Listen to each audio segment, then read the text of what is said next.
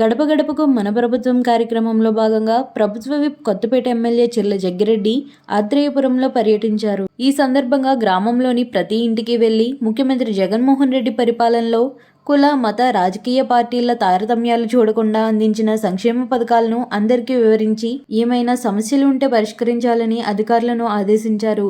అనంతరం చెర్ల జగ్గిరెడ్డి మాట్లాడుతూ జరగబోయే ఎన్నికల్లో వచ్చేది జగనన్న ప్రజాప్రభుత్వమే అని, మోసగాడు బాబుని ప్రజలు నమ్మే పరిస్థితి ఎప్పుడో పోయిందని, విశ్వసనీయతకు మారుపేరైన జగన్కే ప్రజలు మరలా పట్టం కడతారని ధీమా వ్యక్తం చేశారు.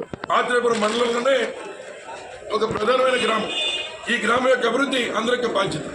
ముఖ్యంగా ఏదైతే ఆత్రేయపురం గ్రామంలో ఉన్నటువంటి వార్డు మెంబర్లు అందరూ కూడా మెజార్టీ సభ్యులుగా ఉన్నారు. వారందరినీ ఈ సభాముఖంగా అభినందిస్తూ ఉన్నారు.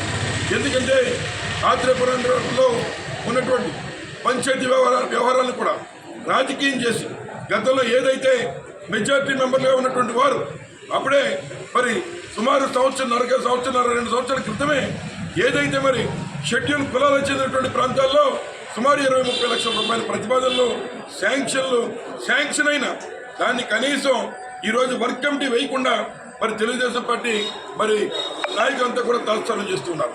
దానికి వాళ్ళు పోరాటం చేస్తారు. ఆ పోరాట ఫలితం నేను కూడా ఒకసారి ఇరువర్గాల్ని కూర్చోబెట్టి సమన్వయం చేసి ఆ పనులు చేద్దామని ప్రయత్నం చేస్తాం.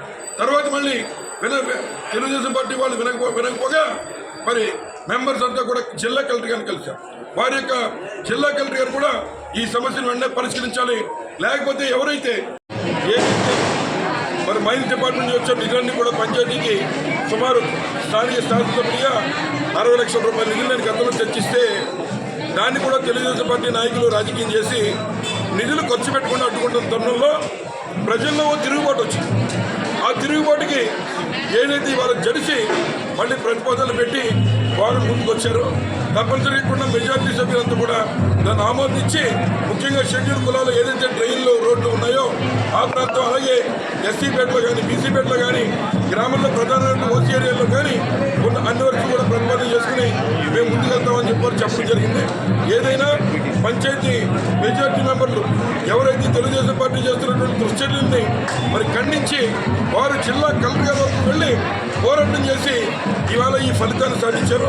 తప్పనిసరిగా వారందరినీ సభాముఖంగా అభినందిస్తున్నాం.